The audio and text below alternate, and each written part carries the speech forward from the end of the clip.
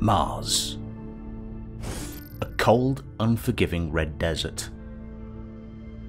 The Romans called it the god of war.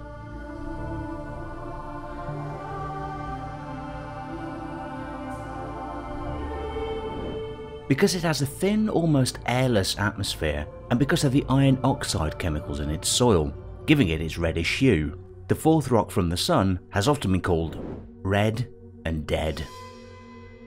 But could future generations someday call this red wasteland home? The colonization of Mars is not a new idea, but it has been popularized in recent years by famous scientists and thinkers. Among them is Elon Musk, who hopes that we will someday become a multi-planetary species. Before we dare to dream about such an astonishing world, we will have to face many hard challenges that come along with space travel, and perhaps the most daunting task to overcome is going to be the difference between Earth and Mars. I think there are really two fundamental paths. History is going to bifurcate along two directions. One path is we stay on Earth forever, and then there will be some eventual extinction event. Eventually, history suggests there will be some doomsday event. The alternative is to become a spacefaring civilization and a multi-planet species. So how do we figure out how to take you to Mars and create a self-sustaining city, a city that is not merely an outpost but could become a planet in its own right, and for us, thus we could become a truly multi-planet species. But sometimes people wonder, well, what about other places in the solar system? Why Mars? Well, just to sort of put things into perspective, this is an actual scale of what the solar system looks like. We're currently in the third little rock from the left. That's Earth. And our goal is to go to the fourth rock on the left. That's Mars. But you can get a sense for the real scale of the solar system, how big the Sun is, and Jupiter, Neptune, Saturn, Uranus, and then the little guys on the right are Pluto and friends.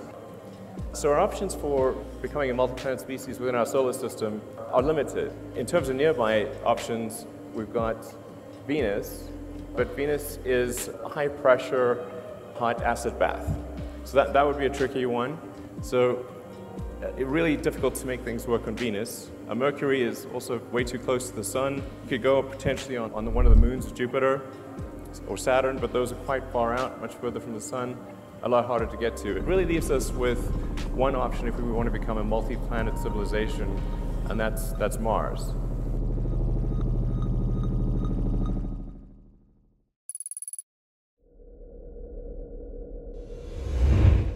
The surface gravity of Mars is only 38% that of Earth.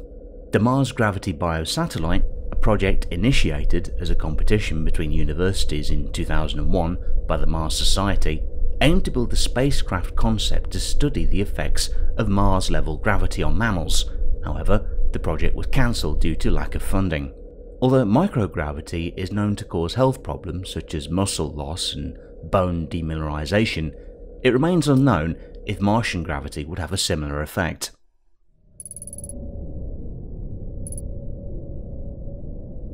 As if Mars gravity was not a major challenge in and of itself, due to the lack of magnetosphere, solar particle events, which are particles, mostly protons, emitted by the Sun and accelerated during a flare or in interplanetary space by coronal mass ejection shocks, and cosmic rays can easily reach the Martian surface, giving any Martian inhabitants a radiation dose 700 times higher than on our planet.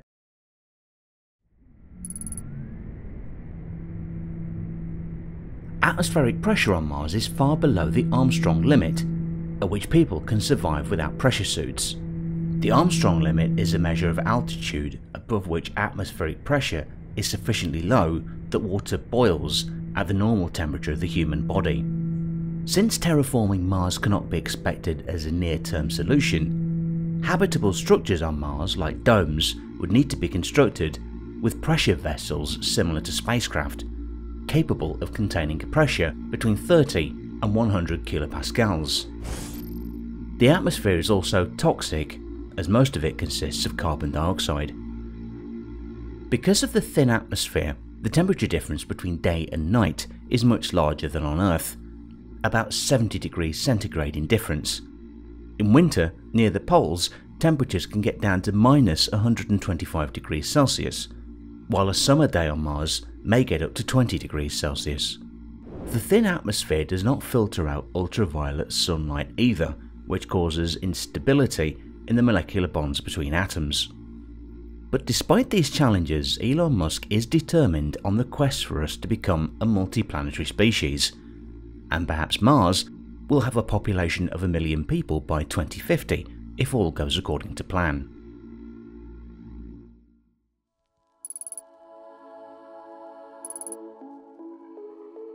The reusability doesn't apply quite as much to Mars because the number of times that you can reuse the spaceship is that the spaceship part of the system is less often because the Earth-Mars rendezvous only occurs every 26 months. So you get to use the spaceship part roughly every 2 years. Now you get to use the booster and the tanker as frequently as you'd like, and that's why it really makes a lot of sense to load the spaceship into orbit with essentially tanks dry and have it have really quite big tanks that you then use the booster and tanker to refill while it's in orbit and maximize the payload of the spaceship so that when it goes to Mars, you really have a very large payload capability.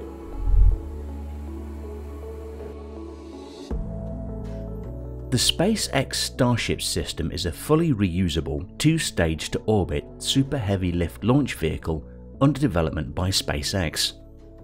The system is composed of a booster stage named Super Heavy and a second stage, also referred to as Starship. The second stage is being designed as a long-duration cargo and eventually passenger-carrying spacecraft. The spacecraft will serve as both the second stage and the in-space long-duration orbital spaceship. The booster stage is planned to launch the upper stage and payload, such as the Starship spacecraft, to low Earth orbit. The upper stage will then propel cargo, and potentially humans, to destinations in the solar system. The Starship vehicle design has been criticised for not adequately protecting astronauts from ionizing radiation on Mars missions. Musk has stated that he thinks the transit time to Mars will be too brief to lead to an increased risk of cancer, saying it's not too big of a deal. The lifetime cancer risk increase caused by the dose incurred on a multi-year Mars mission has been estimated to amount to a 5% increase in total cancer risk, a number which can be greatly reduced through simple shielding measures.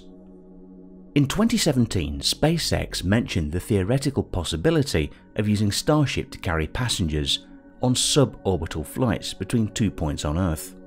Any 2 points on Earth could be connected in under 1 hour, providing commercial long-haul transport competing with long-range aircraft. SpaceX, however, announced no concrete plans to pursue the two-stage Earth-to-Earth use case.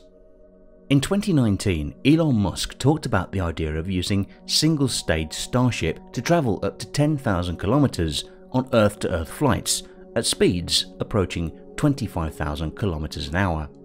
He estimated that Earth-to-Earth test flights could begin probably in 2022 or 2023, and that planning was underway for floating super heavy class spaceports for Mars, Moon, and hypersonic travel around Earth.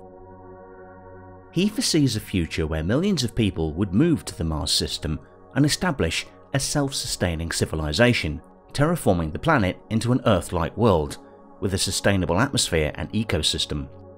The first step for such a plan is to build a self-sustaining civilization on the Mars surface, in which turn will require hundreds of thousands of people to move there. The sheer number of people coming and going from Mars to Earth would make the first step of establishing transport infrastructure between the two planets. It is fascinating that we're living in a time where these possibilities are no longer just in the realm of science fiction and are serious talk in the scientific community. Perhaps by the end of the decade we will go to Mars and do other things, not because they are easy, but because they are hard. In terms of space travel and exploring our solar system, specifically going to Mars, the 2020s may very well be like the 1960s of the Moon era. It's an exciting time to be alive. Thanks for watching. Did you like this video? Then show your support by subscribing, ringing the bell, and enabling notifications to never miss videos like this.